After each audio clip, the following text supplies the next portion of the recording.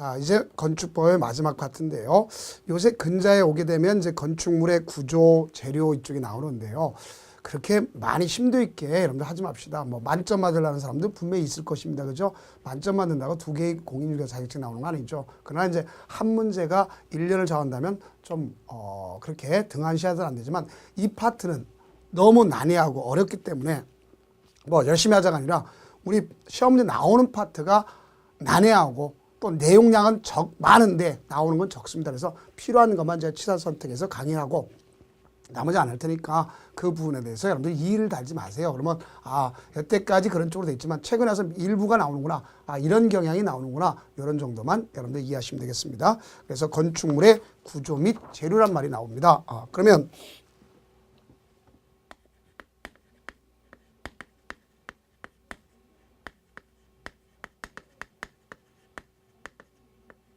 건축물의 구조도 역시 다 이것이 뭐와 관련되면 안전, 기능, 그렇죠? 그래서 이것이 무엇보다 중요한 거 아닙니까?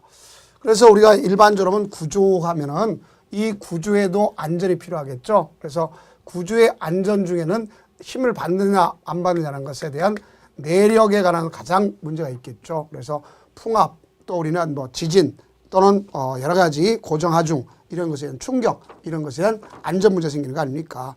그래서 특히 구조 안전 확인 중에서 구조 안전 확인에 대한 사항이 나오는 경우가 있다 볼 수 있습니다. 그래서 건축하거나 대순할 경우에는 일정한 안전 확인이 필요하다. 그래서 구조 기준이나 계산에 따른 구조 안전 확인이 필요한 경우가 있습니다. 그래서 우리가 일반적으로 보면 그렇게 암기하는 게 좋습니다. 이거는요. 3천 지문 중에서 9번, 10번, 13번이 가장 중요한 내용이다. 이렇게 보시면 되겠어요. 우리가 3천 지문, 외우기도 어렵지만 그 중에 9번, 10번, 13번이 중요하다. 이렇게 되겠죠. 자, 여기 보면 이제 3이라고 하는 것은 무엇을 얘기하느냐. 3층 이상의 층. 그러니까 구조물이 3층 이상의 층이 있는 건축물이라면 결국 우리가 건축하거나 대수할 경우. 자, 뭐한 경우에 이거는요. 건축법 중에 건축이나 대수의 경우죠. 그래서 건축이나 대수의 경우 3층 이상이다. 구조 계산 또 우리가 구조 기준에 의한 확인이 필요하다 이런 얘기고. 그다음에 1,000제곱미터 이상. 근데 1,000제곱미터 이상인데 단 창고 이런 것도 비춰주세요. 축사, 작물 재배사, 또 표준 설계 도서 이런 경우는 역시 제외가 되는구나 알 수 있습니다. 그다음 높이가 13m 얼마 이상? 13m 이상 이게 있다는 걸 알 수 있습니다. 그다음에 일반적으로 처마 높이는 9m. 예전에 보면 한옥집 같은 경우가 아니라 옛날 그 초가집 밑에는 처마 밑에 구멍이 있다고 그랬죠. 그렇게 머릿속에 생각하면 좀 쉽습니다. 그다음 경관, 기둥과 기둥, 내력벽과 내력벽 사이, 기둥과 기둥이 있다. 그럼 이 사이를 갖다 얘기하는 거죠. 내력벽과 내력벽 사이 그걸 갖다 10m 이상 이렇게 되는 것을 알 수 있습니다. 그다음 이거는 지진 국토교통에 정하는 지진구역 아니고 그다음 여기는 국가가 문화재, 자 조용히 하는 게 문화유산을 보존 가치가 있는 건물로서 연면적이 5,000제곱미터 이상인 박물관, 기념관 이게 있습니다. 또 한쪽에 지지대가 있는 거. 자, 우리가 왔을 때 큰 건물 같은 경우는 대개 이제 여러분들 요새 건물 중에서 어떤 건물이 있느냐. 대형 물류창고 같은 걸 보게 되면 대형 물류창고 같으면 여기에다가 지지대가 없이 한쪽에 외벽에 고정해가지고 이와 같이서 언제든지 차량이 통행이 돼서 물건을 싣고 나갈 수 있도록 이렇게 하는 경우가 있어요, 없어요? 있죠. 자, 이런 경우를 이야기한다 볼 수 있습니다. 그래서 그와 관련된 문제를 갖다 보게 되면요. 건축법령상 건축물을 건축하거나 대순하는 경우에 국토교통부령이 정하는 구조 기준 및 구조 계산에 따라 그 구조의 안전을 확인해야 하는 바 이에 해당하지 않는 건축물은 그렇네요. 자, 1번 층수가 5층인 건축물. 자, 3층이니까 되겠죠. 그 다음 처마 높이가 12m 그러면 자 9m 이상이니까 되겠네요. 건축물의 높이가 13 되겠네요. 네, 연면적 하면 2,500 되겠네요. 그러면 경관, 기둥과 기둥 이상이 10m 이상이죠. 8m니까 되지 않습니다. 다음 지진에 의한 안전도 확인해야 되겠죠. 당연히 여기에 있는 것은 지진도 당연히 확인해 줘야 된다 볼 수 있어요. 내력과 더불어서 지진 안전 확인도 같이 해야 된다 볼 수 있습니다. 그런데 이 지진 안전 확인이 대상 건축물로서 사용 승인 이후에 5년이 지난 건축물 증축한다. 그러면 대개 10분의 1의 중축, 1개 층을 증축만 하는 경우, 또 일부 개축하는 건 지진 안전을 갖다 뭐 할 수 있다? 확인을 생략할 수 있다. 이렇게 볼 수 있습니다. 그 다음 우리가 구조 기술사의 구조 확인이 필요한 거 있어요. 특히 기술사의 구조. 그래서 그런 경우는 6층 이상 건축물, 특수구조 건축물, 또 나가서 다중이용 건축물, 다중이용 건축물을 배웠죠. 불특정 다수인이 드나들 수 있게끔 하는 걸 다중이용 건축물이 한다 그랬죠. 자, 그런 경우가 있다. 그럴 수 있겠고요.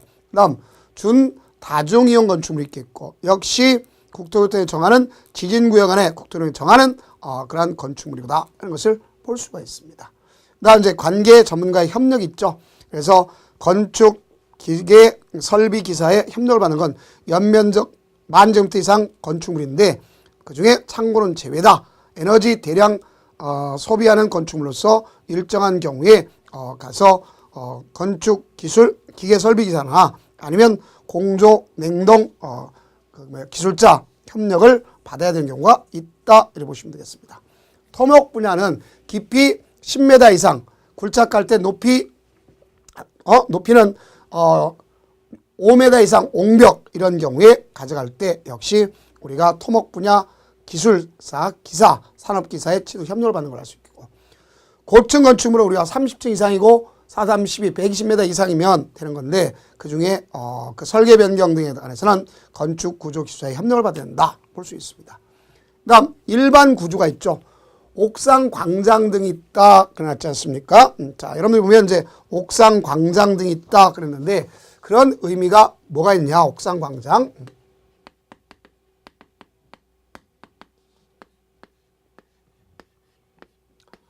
화재 등이 있어서 옥상을 나가면 난간이 분명히 있어줘야 되겠죠. 그래줘야 사람들이 피난할 거 아닙니까?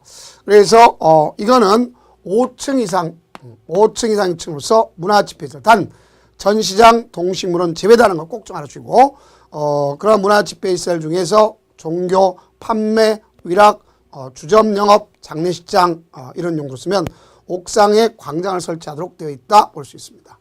또 우리는 뭘 갖다 설치하도록 되면 헬리포터를 설치하는 경우가 있다 볼 수 있습니다.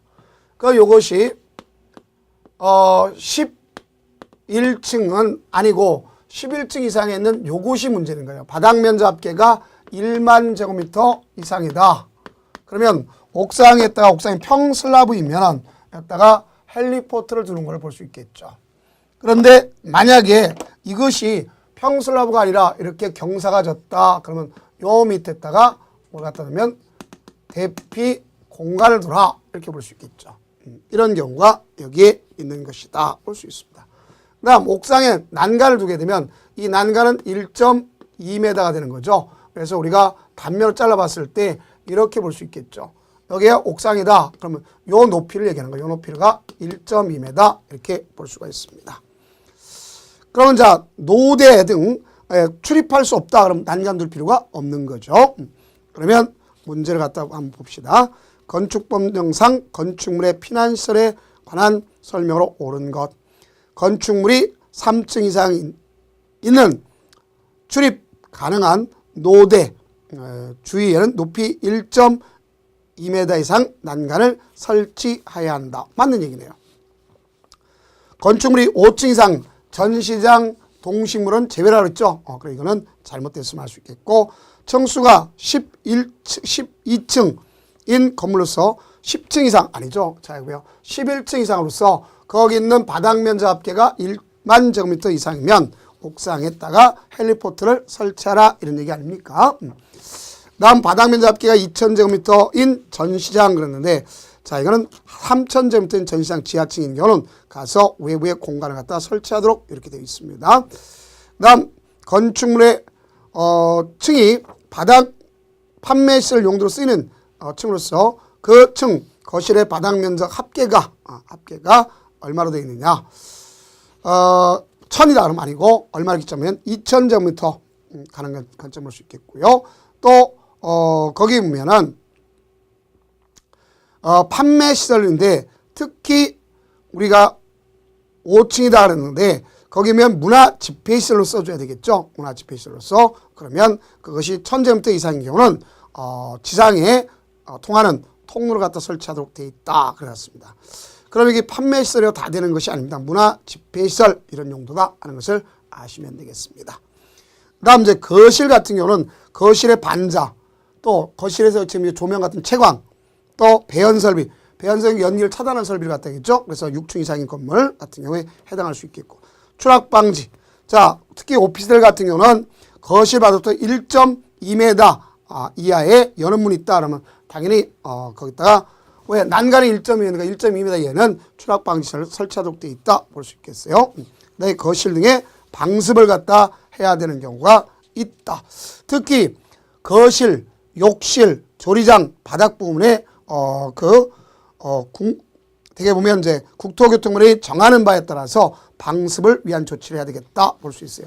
그럼 최하층에 있는 거실 바닥, 목조인 경우만 바로 방습 시설을 해야 되겠죠.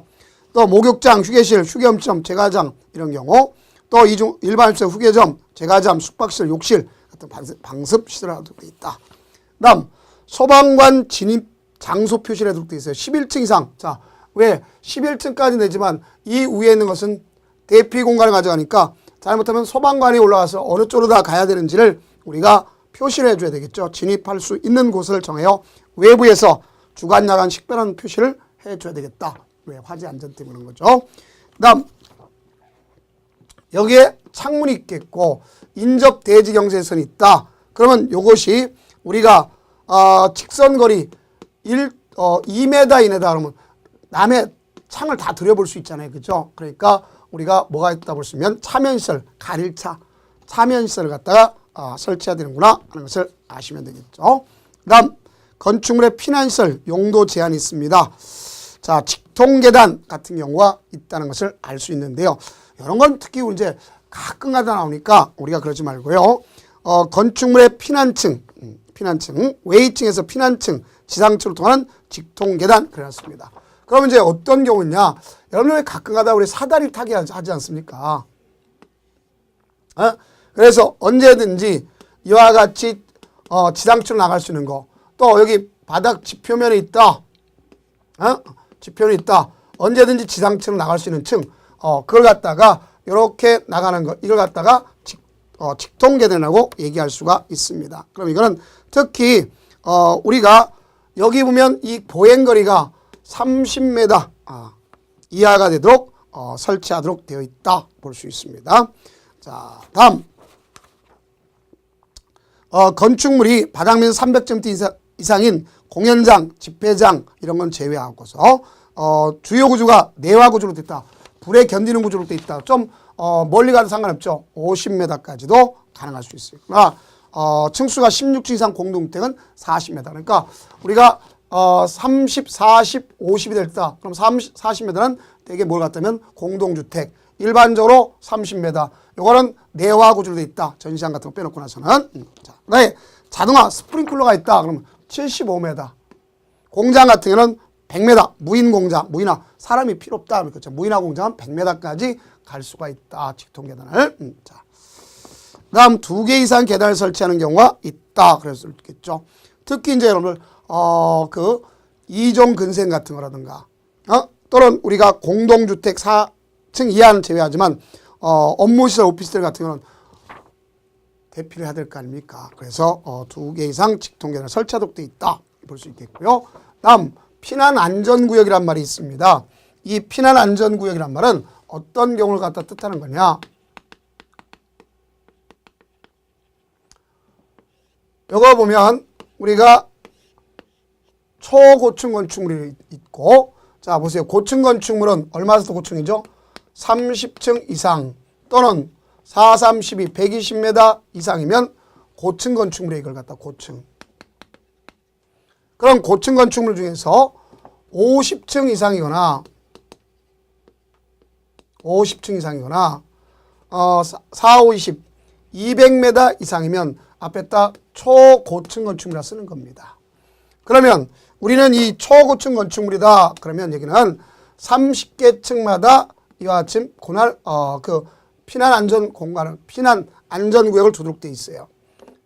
그런데 만약에 준초고층이다 그러면 준초고층은 여기까지를 고층 중에서 초고층이 아닌 걸 준초고층이라고 해요. 그럼 준초고층이라는 것은 얘네들이 갖고 있는 이 층수가 있을 거 아닙니까? 층수. 그 층수의 2분의 1 범위 내에서 플러스 마이너스 5층 사이에다가 피난안전구역을 두는 거예요. 그래서 건물 외벽에다가 이렇게 피로티 구조, 좀 뻥 뚫린 구조로 되는 경우를 볼 수 있겠죠. 자, 그다음 대피 공간을 갖다 두는 경우가 있다라는 걸 볼 수 있겠죠. 그다음 피난 계단, 그다음에 옥외 피난 계단 이런 경우도 역시 우리가 보는 것을 알 수가 있습니다. 특히 여러분들이 이제 정리할 것 중에서 뭐가 있다 보시면 방화에 장애가 되는 건축물, 자 이런 것은 좀 우리가 정리해 줄 필요가 있어요. 자, 방화에 장애가 되는 건축물이란 건 이런 얘기죠. 이걸 A라 이렇게요. A군과 B군을 같이 설치되면 대형 인사사고가 이루어지는 경우가 있을 수 있어요. 그래서 뭐라고 우리가 공부하면 의류공장에서는 위험 공정을 하지 말아라 이렇게 생각하면 됩니다. 그러니까 이게 뭐냐, A군 같은 의료시설, 노유자시설, 요게 공동주택, 그 다음에 이거는 장이란 건 우리가 봤을 때 장례시장, 이것과 위험물 같은 거라든가 위락시설, 또 여기에 무의한 공장, 정비공장 같이 설치하면 안 되는 걸 볼 수 있습니다. 그러나 가능한 경우가 있어요. 어떤 경우 있느냐, 기숙사와 공장을 같이 짓는 경우도 있겠죠. 또 우리가 봤을 때 공동주택과 위험물 아니라 자 위락시설을 같이 짓는 경우도 있다는 것을 보시면 되겠죠. 자 이렇게 되는 겁니다. 그러면 특히 우리가 또 하나 그 가능한 경우 바로 뭐가 있겠는가, 중심상업지역, 일반상업지역, 근린상업지역에서 도시환경 정비사업을 시행됐다 그러면 가능할 수 있겠고요. 또 거기는 공동주택 위락시설 초고층 건축물만 사생활을 갖다가 뭐 하는 거, 소위 사생활을 갖다가 보호하고 방범, 방화 등 주거안정의 안전을 보장하고 소음, 악취 등을 갖다가 가리게 해서 출구나 기타 부분을 달리했다면 가능한 거다 볼 수 있어요. 근데 같이 져서는 또 안 되는 경우가 있어요. 강화시키는 경우. 노유자 시설 중 아동 관련 시설 또는 노인 복지 시설과 판매 시설 중 도소매 시장을 같이 져서는 안 된다는 것. 또 단독주택, 다가구 주택에 한정하는 거고, 공동주택, 그다음에 일종 근생 중에 조사원, 그다음에 산후조리원, 이것이 여기요. 이거랑 고시원을 함께 줘서는 안 된다는 거. 그래서 가장 문제된 게 고시원이 문제가 되는 거죠. 그래서 이제 이종근의 고시원이란 말은 다른 말씀 뭐냐, 다중생활시설을 얘기하는구나 이렇게 보시면 돼요. 무슨 생활시설? 다중생활시설 그랬습니다. 그다음 경계벽이란 말이 있습니다. 왜냐하면 요새 가장 문제가 되는 것이 경계벽. 이게 소음 문제의 가장 큰 문제점이죠. 그래서 우리가 가구 세대 간 소음 방지를 위해서 경계벽과 관련된 부분이 있구나 볼 수 있습니다. 그래서 이 경계벽은 단독주택 중에서 다가구 주택 간에, 가구 간에, 공동주택 기숙사를 제외하고 나서는 그 각 세대 간의 경계벽, 즉 거실 침실 용도로 쓰이지 않는 발코니 부분 제외하고요. 그다음 공동주택 중 기숙사의 침실, 의료시설 병원실, 교육연구시설 중 학교의 교실, 숙박시설 중 객실 간의 경계를 강화시켜야 되겠죠. 그다음 이종근생 중에 다중생활시설 호실 간에, 자 그러니까 고시원 간에 역시 마찬가지고, 노유자시설 중 노인복지주택 간에 또 마찬가지겠고, 또 노유자시설 중 노인 용화 그 요양시설 있지 않습니까? 호실 간의 경계벽, 이걸 갖다 강화시켜야 되겠다 하는 뜻이 나타난 겁니다. 그러면 최근에 나왔던 그러한 의미가 여러분들이 이어지는데, 자 한번 보도록 해봅시다. 자 26회 나왔던 걸 보시면 되는데요. 건축물의 가구 세대 간 소음 방지를 위해 경계벽을 설치하는 경우가 아닌 것. 숙박시설 객실 간에 사생활 모두 문제가 되겠죠. 그다음 공동주택 기숙사 간의 침실 되겠죠. 판매시설 상점은 상관없어요. 그죠? 서로 경쟁돼야 잘 되는 거 아닙니까? 교육, 연구시설 중에 학교, 교실, 의료시설 중에 병실관, 또 노인복지주택 중에 뭐가 있어요? 주택 그 세대관, 그렇죠? 노인 요양시설 중에 호실관 이런 경우 있었죠. 그다음 층간 바닥이란 말이 있지 않습니까? 건축물의 층간 바닥을 갖다가 강화시켜야 되는데 단독주택 중에 다가구, 공동주택 중에 우리가 봤을 때 주택법에서 사업계획 승인 얻은 것은 제외하고 나서 볼 수 있겠고, 또 하나는 업무시설 중에 오피스텔, 이종 근생 중에 다중생활, 숙박시설 다중생활 이런 거는 분명히 층간 바닥도 역시 강화시켜야 되겠다는 볼 수 있습니다. 그런 것들이 같은 의미에서 설명이 되어졌다 이렇게 보시면 되겠어요. 자, 그런 의미들을 정리해 주면 되겠고, 그다음 이제 또 우리는 이제 그 기점이 되면 그중에 지하층이란 말을 우리가 정리해 준 것도 알 수 있겠죠. 자, 무슨 층? 지하층이란 말이 있습니다. 자, 무슨 층? 지하층. 꼭 좀 생각해 두세요. 그런 지하층이란 말은 이미 배웠죠. 바닥면이 지표면 아래에 있는 층이랬죠. 그래서 바닥면부터 지표면까지의 높이가 층 높이의 2분의 1 이상이면 지하층이랬죠. 지하층은 층수 산정 시 들어가지 않습니다. 또 지하층은 바닥 면적 산정할 때는 연면적은 들어가지만 용적률 산정 시는 들어가지 아니한다 하는 것도 여러분들이 이해를 해 두시면 되겠습니다. 다음 이제 건축물에 대한 사항 중에서 지역 지구 안의 건축물이란 말이 있습니다. 이건 간혹가다 나옵니다. 지역 지구 안의 건축물.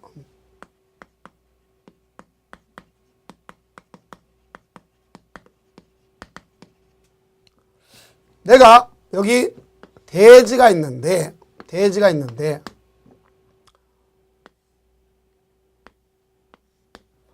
자, 이게 1000제곱미터의 대지가 있어요. 근데 여기가 중심 상업지역, 여기가 근린 상업지역, 그 다음 여기가 예를 들어서 준주거지역이다. 그러면 얼마를 갖다 볼 수 있느냐?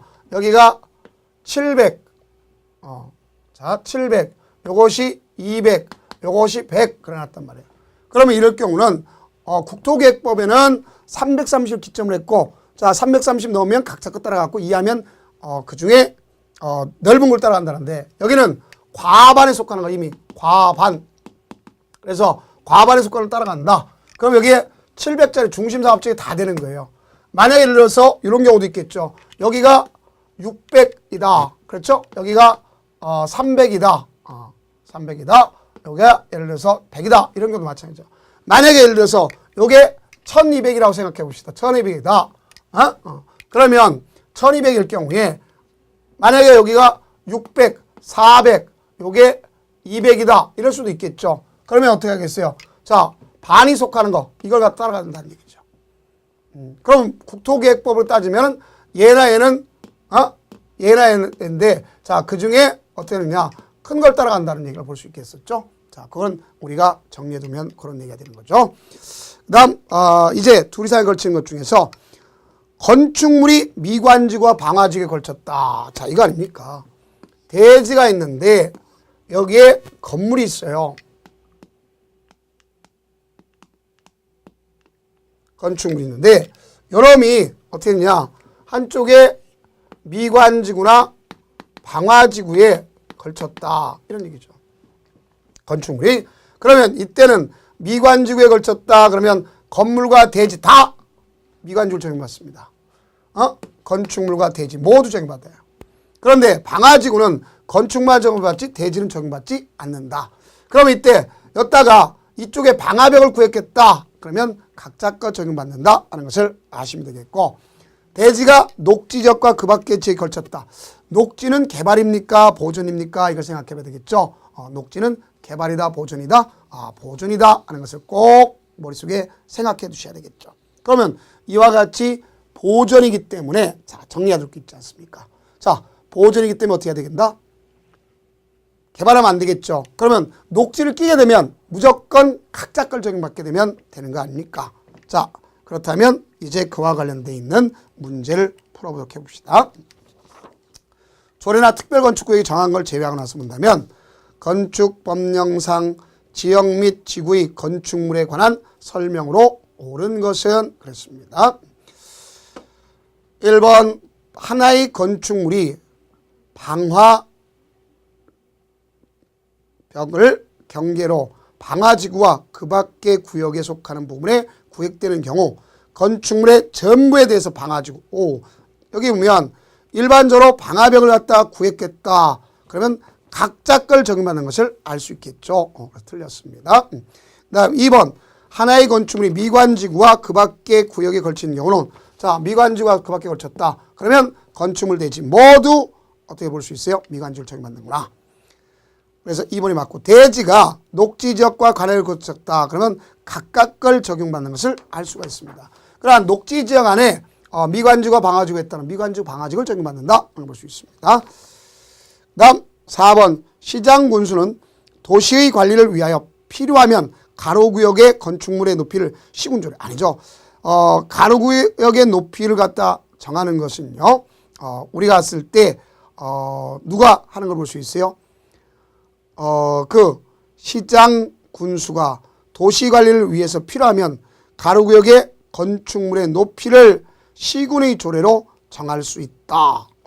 그러면 자 여기 보면 당연히 시장군수의 경우가 여기 해당하느냐 이걸 따져야 되겠죠. 이건 좀 잘못 나온 표현이라고 보시면 되겠습니다.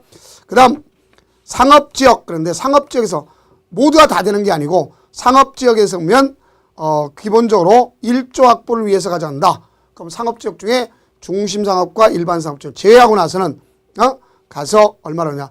인접대지 경계에서부터 얼마를 띄우도록 되어 있는지를 잘 좀 보면 되겠죠. 자, 이거는 역시 분명히 잘못되어 있습니다. 왜냐하면 그렇지 않고서는요. 일반적으로 요거의 높이가 9m를 기점으로 해서 얼마를 기점해서 9m를 기점으로 해서 가져가야 되겠죠. 그러면 9m를 기점해서 9m 이상이면 자 2분의 1을 띄우는 거고 요거는 9m 미만이면 1자 우리가 봤을 때 자 여기는 자 요거 자체를 갖다면 9m를 기점으로 해서 한다면 2m를 띄운다 볼 수 있겠죠. 4m 그렇게 전체적으로 보면 차이점이 약간 있다 볼 수 있습니다. 그래서 그건 믿지 마세요. 밑에 거는 자 그래서 정리할 것이 그거 아닙니까? 일반적으로 보면 여기는 이제 2m 띄우는 것을 기점으로 하고 그렇지 않으면 높이의 절반. 그래서 옛날에는 1층이면 1m, 2층이면 2m 그렇지만 그렇지 않더라. 이렇게 보시면 되겠습니다. 자, 다음은 이제 뭐에 대한 내용이 있느냐? 건축물의 규모 제한이란 말이 있어요. 건축물의 규모 제한은 건폐율과 뭐가 있더랬죠? 용적률이 있구나. 볼 수 있어요. 뭐가 있다? 건폐율과 용적률이 있다. 볼 수 있습니다. 그럼 우리가 봤을 때 건폐율이다. 그러면 대지 면적의 건축물이 차지하고 있는 비율을 갖다 얘기죠. 그래서 이미 국토계획법에서 배운 것처럼 건폐율이라는 건 대지 면적의 건축 면적 비율이죠. 다음 용적률도 마찬가지죠. 용적률도 역시 대지 면적에 대한 건축물의 연면적 비율을 얘기하죠. 그러면 이거는 국토계획법에 정해졌지만 건축법에서 때로는 강화 때로는 완화할 수도 있다 이렇게 볼 수 있습니다. 특히 우리는 용적률 산정 시 이 용적률 연면적에서 제외되는 것 4가지가 있다는 걸 우리가 또 아시면 되겠죠. 지하층의 면적, 지상층의 주차장으로 쓰는 면적, 초고층 건축물과 준초고층 건축물의 여기 있죠. 피난 안전구역, 또 여기 보면 대피공간 이런 경우가 여기에 해당하는구나 볼 수 있습니다. 자, 다음은 거기 문제를 보면 건축법령상 1000제곱미터의 대지에 관한 다음 건축물의 용적률은 얼마인가 그러는데요. 얼마인가. 자, 하나의 건축물로서 지하층은 용적률 산정시 들어갑니까? 안 들어갔습니까? 안 들어가죠. 그럼 지상층이 5개입니다. 자, 그러면 거기에 건축 면적은 500이고, 500이고, 자, 지하층의 각 부분, 지하층 각 부분은 바닥 면적. 자, 그러면 여기 있네요. 용적률을 산정한다. 그럼 용적률이란 건, 용적률 대지 면적. 대지 면적 얼마나 했습니까? 거기 보니까 대지 면적을 갖다가 기점을 했는데 1000이라 했지 않습니까? 1000. 자, 대지 면적 1000제곱미터에 용적률을 지금 얼마 주는 거죠? 자, 거기는 기본적으로 층수나 얼마를 갖다 층수를 했습니까? 자, 우리가 가져가면 층수는 5계층이죠. 그죠? 자, 지하층 빼놓고 5층 곱하기 자, 바닥 면적 합계. 바닥 면적 합계가 480이죠. 그럼 5, 8, 40, 4, 5, 20. 그러면 우리가 여기 오면 2400이네요. 그죠? 그러면 우리가 봤을 때 2400 나누기 1000 곱하기 100 이거나 마찬가지죠. 그러면 100분이니까 240이구나 하는 걸 나올 수 있겠죠. 자, 다음 뭐가 있냐면 그 건축법령상 대지 면적이 얼마였어요? 160제곱미터인 대지에 건축하고 있다. 각 층의 바닥 면적이 동일한 지하층 빼야 되겠고 지상층은 3층이 됐습니까? 자, 지상층은 3층. 그러면 거기에 평지붕 건축물로서 용적률이 150%를 할 때 이 건축물의 바닥 면적은 얼마냐 그랬는데요. 자, 150%를 했습니다. 150. 대지 면적이 얼마나 했어요? 가서 160. 160. 그러면 지금 이것이 얼마인지가 모르는 거 아닙니까? 그렇죠? 그러면 우리가 보게 되면 요거 아닙니까? 곱하기 100 하는 거나 마찬가지죠. 그러면 이렇게 나오면 얼마냐? 자, 이거 1.5배니까 4, 5, 6, 30. 그렇죠? 1.5배. 1.5로 나오는 거 마찬가지죠. 자, 그러면 결국 여기는 120이 나올 거고. 그러면 우리가 거기면 용적률 나누기 건폐율. 자, 건폐율이 있겠죠. 자, 건폐율이 얼마냐 하는 걸 보겠는데, 자, 지금 우리가 보면은 건폐율 자체를 갖다 따져봐야 되겠죠. 그러면 자, 층수가 몇 층이 됐어요? 자, 보세요. 3층이 됐죠. 3층.